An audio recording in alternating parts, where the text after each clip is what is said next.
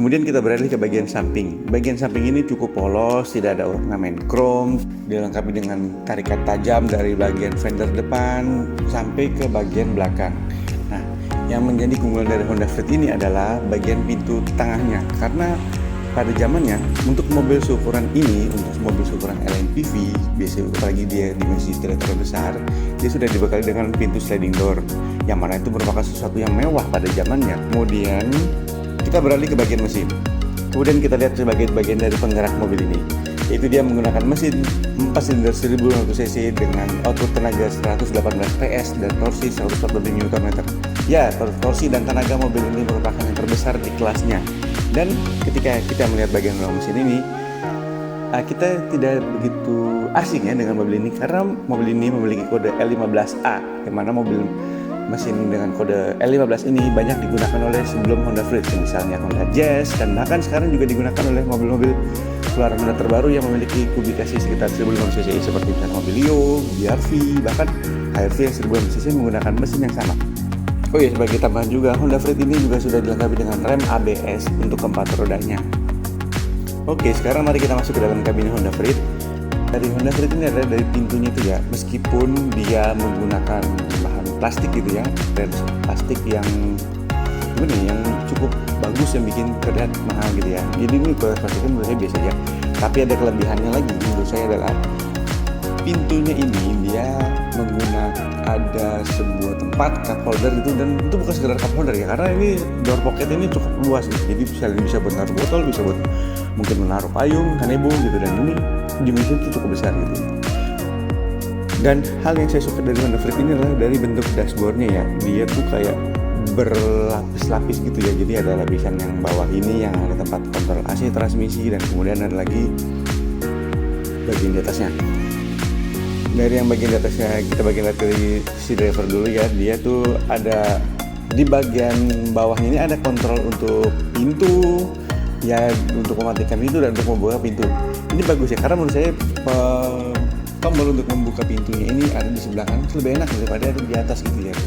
Terus merogoh agak tinggi, kalau sedangkan di kanan kita cuma turun angka sedikit dari setir, bisa untuk membuka pintu kanan kiri, dan ada kontrol untuk dari power electric mirrornya.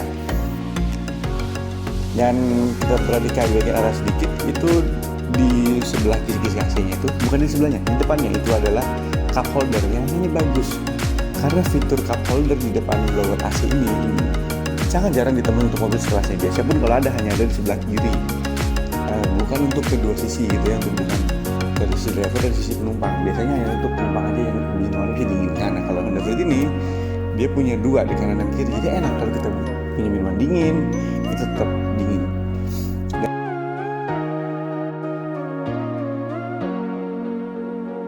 Dan kita lihat juga untuk pengaturan setirnya, dia hanya bisa tilt saja tanpa bisa teleskopik. Tapi menurut saya di posisi ini udah enak gitu ya, posisi antara duduknya, posisi kaki, posisi setirnya itu cukup enak gitu ya.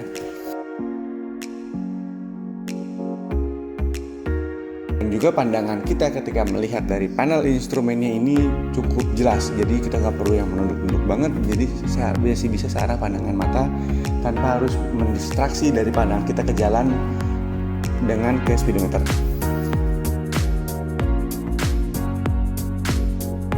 Oke, ini cukup lengkap ya informasinya. Sebelah kiri ada RPM yang menggunakan sistem bar, dan sebelah kanan itu adalah petunjuk dari jumlah bahan bakar, ada indikator gigi, dan ini untuk bagian speedometernya ini cukup jelas karena dia paling besar dan posisinya ada di tengah. Kemudian di bawahnya speedometer itu ada layar MID, dan ini juga menurut saya cukup jelas dan cukup mudah untuk dilihat. Indikator juga cukup lengkap gitu ya. Kita beralih ke bagian bawah setir ini. Nah, di sini untuk tipe rem parkirnya dia menggunakan tipe foot brake, bukan hand brake. Jadi ini pedang bermata dua ya. Kalau menurut saya, bagi yang belum terbiasa, memang sistem rem parkir yang begini agak sedikit membuat khawatir, khususnya ketika kita ketemu kondisi jalanan yang tanjakan. Hanya ke bagian tengahnya ini, kalau sayangnya kontrol AC untuk yang Freed generasi awal ini ya, bahkan tipe yang power sliding door seperti yang kita review ini, masih menggunakan knob kompor gas. Iya, memang istilahnya kebanyakan orang paling juga seperti itu, karena memang mirip seperti kompor gas. Lihat aja bentuk dashboardnya. Meskipun begitu dia dilengkapi dengan pengatur cukup lengkap. Ini ada heaternya, ada pendinginnya, ada untuk open close air, dan untuk ada kecepatan fan. Kemudian ini posisi semburannya juga cukup lengkap, ada dari badan kaki, bahkan ada untuk defogger belakang, untuk defogger depan, semua ada gitu lengkap. Cuman sayangnya hanya model kontrolnya aja. Dan di atas AC ini ada semacam laci, itu enak tuh, bisa buat naruh handphone, buat naruh koin gitu ya di situ. Dan kemudian di bawah AC-nya itu ada cup holder yang bisa kita tarik, ada 2 buah cup holder, dan kemudian di bawahnya lagi ada untuk power outlet, dan di power outlet itu ada laci. Jadi kita enak ya, misalkan kita ngecas, terus handphone kita bisa taruh di dalam lacinya itu. Jadi tidak berantakan, tidak berantakan lah pokoknya. Jadi kabelnya tuh nggak ngewer kemana-mana gitu ya.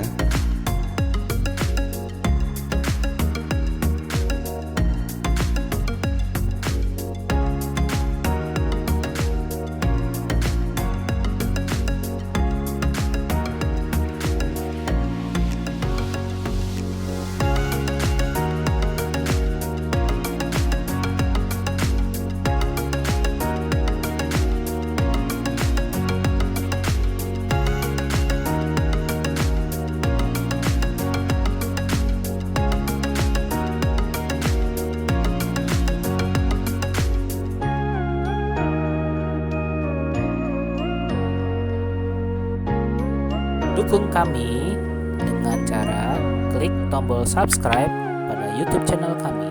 Terima kasih.